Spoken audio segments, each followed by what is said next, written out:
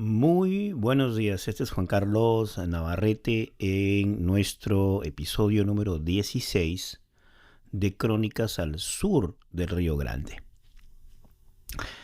Esta vez quería hablar acerca de una ciudad que tiene mucho significado para mí. Yo nací allí, es la ciudad de Lima, en Perú. Y quería hablar acerca de, bueno, sus orígenes, ¿no? Me encantaría también, tal vez en episodios futuros, hacer la historia de varias ciudades latinoamericanas donde muchos desconocemos sus orígenes indígenas, desconocemos cómo se asentaron los españoles allí, qué pasó.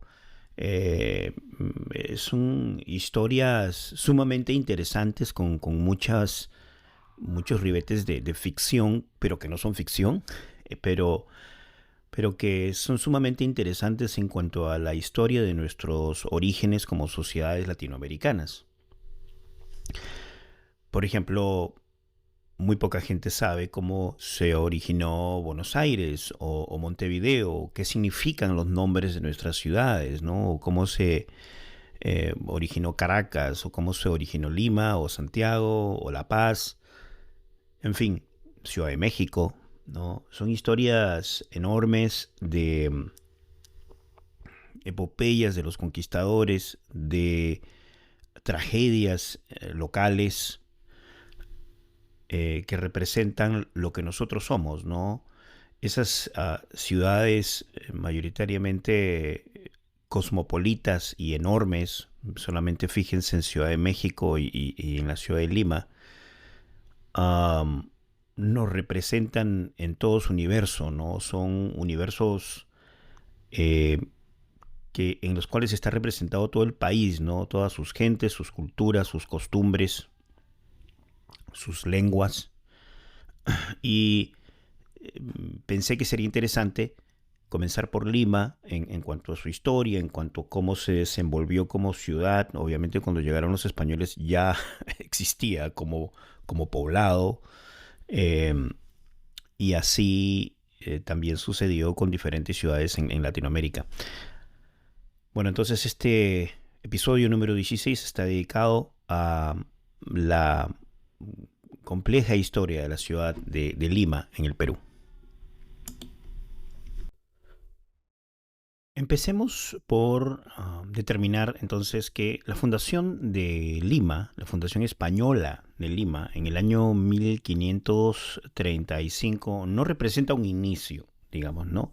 Sino que forma parte de, digamos, una parte de esa estratificación que era, digamos, la historia de esa área, ¿no? Simplemente es un estrato más de esa estratificación que existía en el campo urbano.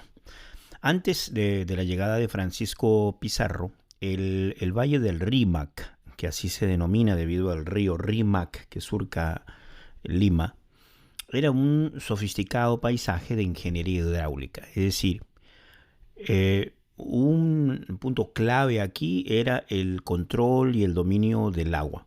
Había mucha ingeniería hidráulica en el área. Recordemos Caral, ¿no? Que es la ciudad, tal vez una de las ciudades más antiguas de América, que tenía un complejo sistema hidráulico para el control del agua que venía desde las montañas, ¿no? El control del agua acá era fundamental para mantener una población eh, urbana y para poder también irrigar los campos. Es decir, había una red de acequias donde se sustentaba huertos fértiles, donde se sustentaban, digamos, árboles frutales. No se trataba, digamos, de una página en blanco, de algo que recién se descubría. Era un territorio ya densamente poblado, gobernado por una estructura de poder jerárquico que ya dominaba el árido entorno costero, esa parte muy árida, ¿no? Los incas lo que hacían era dejar administradores de las áreas que conquistaban y lo mismo hicieron en esta área. El valor estratégico del valle pues residía en la distribución controlada del agua, ¿no? Es decir, ya en esos tiempos la distribución de ese elemento básico como era el agua era estratégico, ¿ok? Y digamos, esa distribución del agua, un recurso que dictaba la ubicación del poder administrativo, ¿no? Lo mismo hacían los españoles, lo mismo se hacía cuando llegaban a América, determinaban si estaban cerca al mar, si pasaba algún río caudaloso por el lugar donde querían asentarse, ¿no? Digamos que, claro, los ríos y los océanos eran los medios de comunicación, digamos, que más se usaban en esas épocas, ¿no? Entonces, dictaba la presencia de agua y el control y la administración hidráulica, dictaba la ubicación del poder administrativo, la ubicación del poder religioso, mucho antes de la época pues, colonial. Entonces, la transición a ese dominio español se caracterizó por una alianza táctica, ¿no? Alianza táctica en la que los españoles eran expertos porque también se llevó a cabo una alianza táctica para conquistar el Tahuantinsuyo, como así se llamaba, al imperio inca, ¿no? Y alianzas tácticas también se hicieron para conquistar al imperio azteca. Es decir, en esta alianza táctica participó Taulichusco el Viejo. ¿Quién era él? Era un administrador impuesto por los incas, un yanacuna, así se le denominaba a los administradores en quechua. Y era un antiguo sirviente de la esposa de Huayna Cápac, que era el líder inca, ¿no? Taulichusco gobernó el Rímac junto a su hijo Huaychinamo debido a su avanzada edad, o junto con su hermano Caxapaxa. Entonces, Taulichusco facilitó la primera presencia española. ¿Por qué? Porque recibió a los conquistadores con mucha hospitalidad, ¿no? Con muchos presentes, en lugar de una resistencia pues, militar, ¿no? Esta colaboración fue una maniobra, digamos, ya calculada, una maniobra calculada para mantener la estabilidad local tras el colapso de la hegemonía inca, ¿no? Es decir, los sistemas de comunicación, que era por postas, ¿no? Incaicos, funcionaron a la perfección aquí porque ya se sabía que, digamos, el imperio inca se estaba tambaleando. Sin embargo, los españoles llevaron a cabo un acto deliberado de eliminación y reemplazo arquitectónico, tal cual se hizo también en México, ¿no? Por ejemplo, la residencia de Pizarro se construyó directamente sobre el sitio de la casa de Taulichusco. Esta ubicación fue elegida específicamente por ser el nodo central de las acequias, lo que permitió a los nuevos, digamos, dueños de Lima apoderarse del mecanismo mismo de la vida y el control del valle. No eran tontos, los españoles sabían perfectamente que el elemento más importante en esa área, el que controlaba el agua, controlaba la comunidad.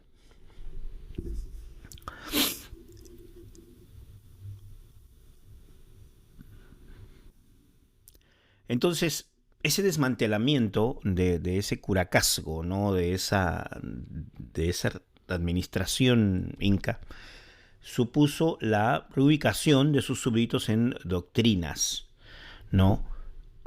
Despejando el espacio físico y administrativo para el surgimiento de la ciudad de los reyes. Es decir, hubo una, eh, digamos, suplantación, una mudanza, por decirlo de alguna manera, de población indígena, como por ejemplo las doctrinas, así se llamaban las áreas donde estaban siendo expulsados las personas que vivían en esa área, como había una que se denominaba Santa María Magdalena, ¿no? Que ahora es un distrito de Lima, ¿no? Magdalena, que se encuentra pues frente al mar. Entonces eso hicieron los españoles en esas doctrinas, pues ubicaron a la población indígena allá y en ese espacio despejado físico y administrativo surgió lo que vendría a ser la Lima colonial. Ahora, inicialmente los españoles, inicialmente la capital del virreinato del Perú iba a ser Jauja. ¿Qué era Jauja? Jauja era una ciudad en los Andes, ¿no? Pero que quedaba a gran altitud.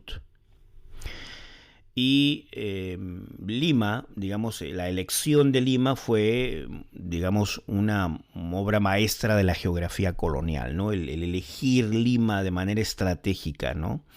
Porque favoreció Pizarro el Valle del Rímac porque por una proximidad costera, ¿no? Asegurando un enlace pues vital para el comercio marítimo. Recordemos que el puerto del Callao está muy cerca.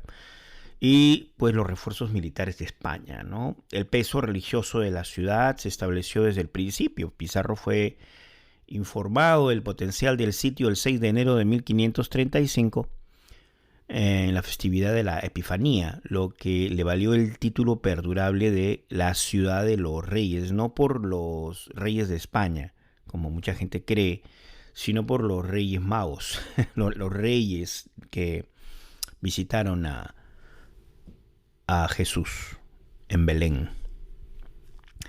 La forma, digamos, física de la ciudad fue dictada por el emperador Carlos V, por ciertas ordenanzas, dando como resultado una rigurosa cuadrícula que se le denomina hasta el día de hoy el damero de Pizarro.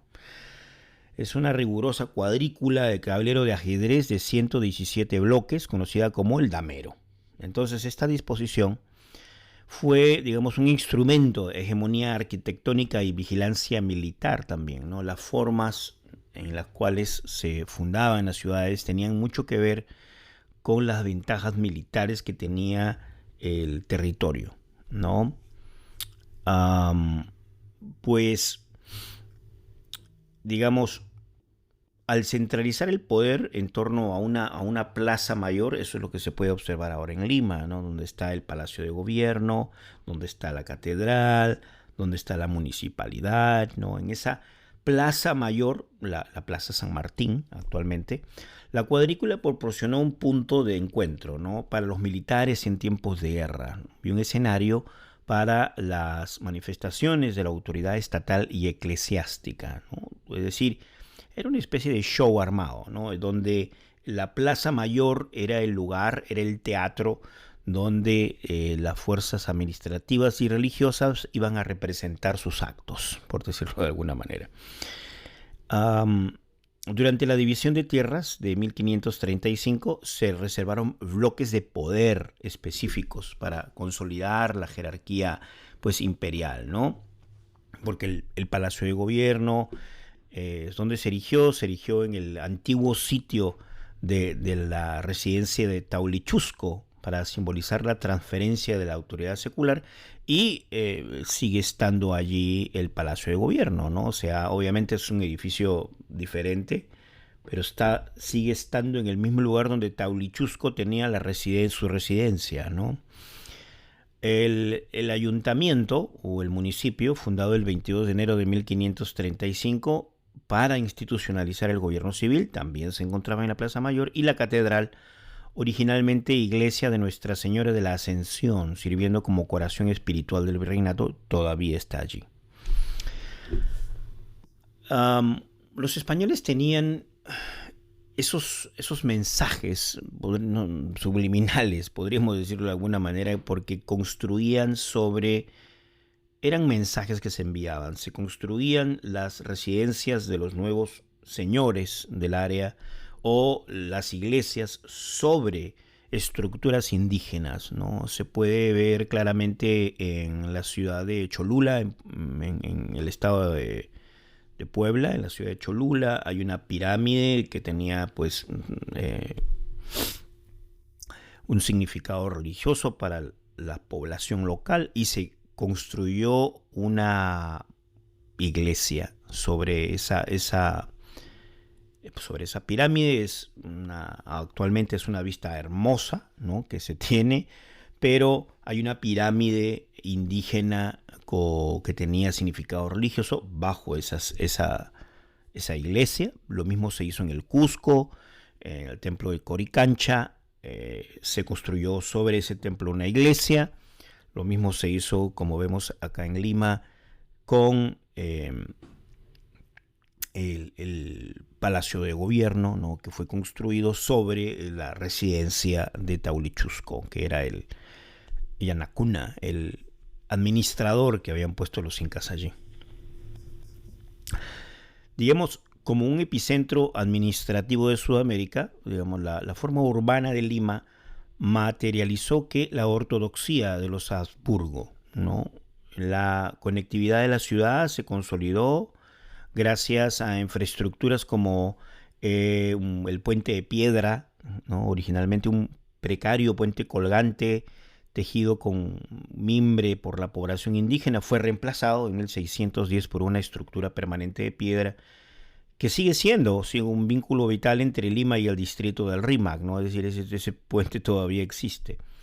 La evolución arquitectónica de la ciudad fue un diálogo constante con su entorno sísmico. Hay que recordar que en el siglo XVIII, en el siglo XVII, Lima sufrió terremotos de importancia, causando muchas pérdidas en vidas y en propiedades.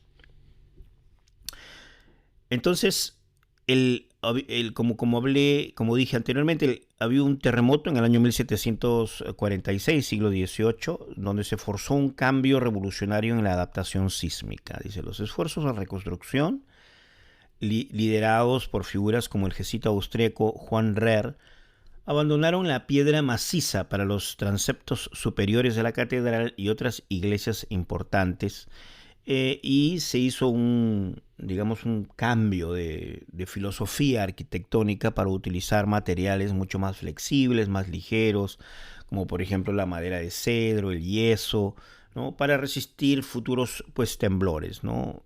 Esta transición definió la identidad del barroco limeño, donde había una opulencia interior, como la sillería del coro de Pedro de Noguera, contrastaba con las estructuras resistentes y ligeras de los edificios. Es decir, se sacrificó la opulencia externa para darle más importancia a la opulencia interna y la flexibilidad y la practicidad de, digamos, la construcción en sí para resistir los movimientos sísmicos.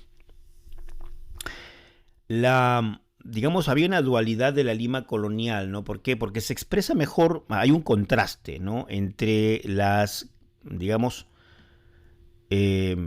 calles aéreas y los terrenos subterráneos.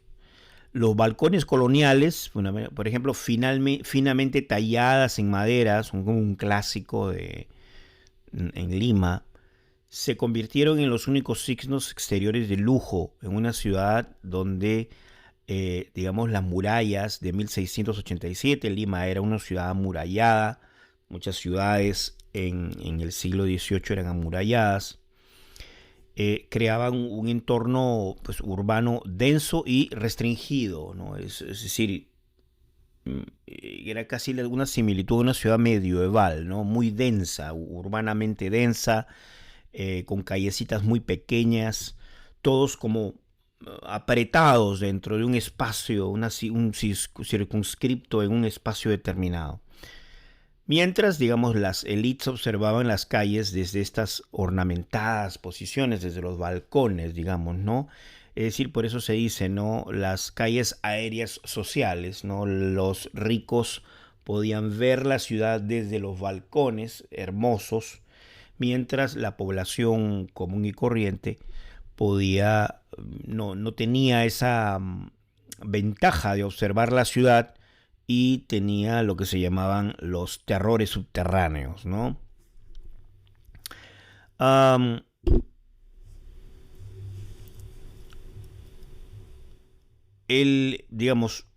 La Inquisición se estableció en el año 1569 el Tribunal de la Santa Inquisición y trasladó su sede dedicada en 1584, ¿no? Donde se mantuvo cierta hegemonía socio-religiosa mediante el miedo, ¿no? Es decir, fue una importación directa de Europa de esas persecuciones.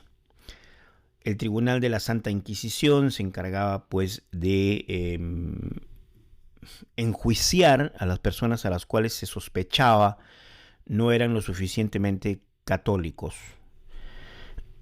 Eh, digamos, la sede del Santo Oficio, que tramitó casos de herejía hasta el año 1820, es decir, un año antes de la independencia del Perú, albergaba celdas subterráneas que eran húmedas y frías, donde se practicaban torturas espantosas, incluyendo el vertido de ácido en los ojos de los acusados. Aún hoy en el Perú hay un museo, el Museo del Tribunal de la Inquisición, donde se exhiben estos, estos horrorosos instrumentos de tortura, donde uno puede ir a visitar y ver con horror cómo se trataba de mantener el orden religioso en la colonia. Como todo virreinato que se precie, Lima necesitaba una burocracia virreinal y para ello necesitaba formar burócratas. ¿Dónde se formaban o se iban a formar los burócratas limeños, ¿no? Surgió la creación entonces de la Universidad Nacional Mayor de San Marcos, que se fundó el 12 de mayo de 1551 por decreto real del emperador Carlos I, ¿no? Es la universidad en funcionamiento continuo más antigua de América, universidad pública. Inicialmente estaba ubicada en un convento, en el convento del Rosario, y esta institución se trasladó con el tiempo a la casona de San Marcos, reflejando la transición de la época borbónica hacia los valores ilustrados, ¿no? El rigor académico de la universidad se basó en sus facultades fundadoras, ¿no? Que produjeron los arquitectos jurídicos y espirituales del Nuevo Mundo. Es allí donde se formaron los burócratas del virreinato, es allí donde formaron los abogados, los juristas, los contadores, es allí donde se formaron en esa universidad, ¿no? Es decir, las tres facultades fundadoras de la universidad eran teología y letras, que eran las disciplinas fundamentales, ley o cánones esenciales para la administración del imperio y medicamento, consolidada como de una vanguardia científica de la universidad, ¿no? El, digamos, la universidad adquirió un estatus pontificio en el año 1571 como Real y Pontificia Universidad de la Ciudad de los Reyes de Lima. La institución, San Marcos, recibió oficialmente el título de Decana de las Américas en su 400 aniversario en el año 1951, ¿no? Y este reconocimiento, pues, la consolidó como una autoridad regional en cuanto a producción, digamos, científica y literaria, ¿no? Durante 2 siglos, el siglo XVI y el siglo XVIII, la ciudad de Lima disfrutó de un monopolio comercial, ¿no? Que concentraba una inmensa riqueza en su élite mercantil. Así era como operaba la corona española, ¿no? Consiguiendo esos monopolios, ¿no? Solamente se compra a España y a nadie más. Las, los virreinatos no comerciaban con otras potencias. Como único punto de entrada legal para el comercio entre España y sus colonias del sur, la ciudad era el indiscutible corazón económico del continente, ¿no?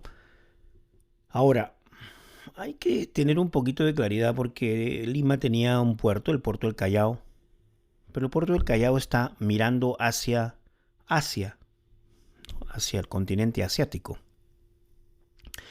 Y los cargamentos que venían de España pues tenían que dar una enorme vuelta, muy peligrosa, por el estrecho de Magallanes o cruzar básicamente pues a lomo de mula eh, el, digamos el estrecho, esta franja estrecha de tierra donde se encuentra el Canal de Panamá, ¿no? Antes no existía el Canal de Panamá, por lo tanto se tenía que hacer a lomo de mula un traspase de las mercancías desde el Atlántico o el Caribe hasta el Pacífico, en mula, y de ahí subir hasta California o México y bajar hasta Lima, hasta el Callao. Por lo tanto, los productos que llegaban a las costas peruanas eran productos, los que llegaban de Europa, eran productos bastante caros, bastante caros. La ocupación de las Filipinas, por ejemplo, se facilitó por la presencia del puerto del Callao en el Pacífico, ¿no? Es decir, había una conexión directa entre las Filipinas y Lima, y entre la empresa de conquista de las Filipinas con base en el Callao, en Lima. Digamos, a partir del siglo XVIII, ese comercio monopólico trajo consigo un declive sistemático. La era del monopolio, que corrió desde el año 1535, desde la fundación misma de Lima, hasta el año 1776, era un periodo de concentración de riqueza, donde el Tribunal del Consulado de Lima administraba las vastas riquezas del Nuevo Mundo. Luego, a partir del año 1776, viene una época que se le denominó la era de la fractura, porque la creación del virreinato, de otros virreinatos, ¿no? El virreinato de Nueva Granada, por ejemplo, en 1717, luego la creación del virreinato del Río de la Plata en 1776, despojó a Perú de sus territorios y desvió el lucrativo comercio andino hacia Buenos Aires. El terremoto de 1746 supuso un golpe económico muy duro y casi definitivo, ¿no? El descomunal coste de la reconstrucción de la ciudad y el puerto del Callao se produjo durante un periodo de declive terminal de la productividad minera y textil. Esta presión financiera erosionó las arcas del virreinato y la lealtad de sus ciudadanos, creando el, digamos, vacío económico en el que finalmente se crearían y aparecerían los ideales, pues, republicanos, ¿no? Era un tema económico también, ¿no? Casi siempre todos los movimientos independentistas surgen de intereses económicos de las élites. En el siglo XIX, Lima pasó de ser, digamos, el máximo bastión realista a la sede de la República Independiente. En 1821, Perú es independiente.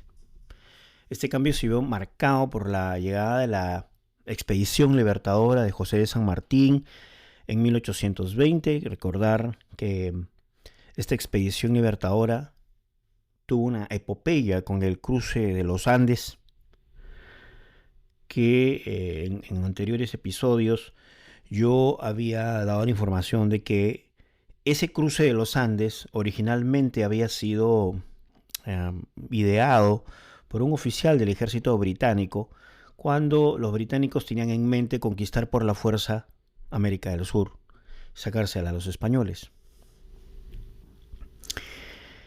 Esta expedición, digamos, libertadora de José de San Martín llega al Perú en 1820 y hay una proclamación de la independencia en la Plaza Mayor en 1821. La victoria de Antonio José de Sucre en la batalla de Ayacucho en 1824 puso fin definitivamente al dominio español, ¿no?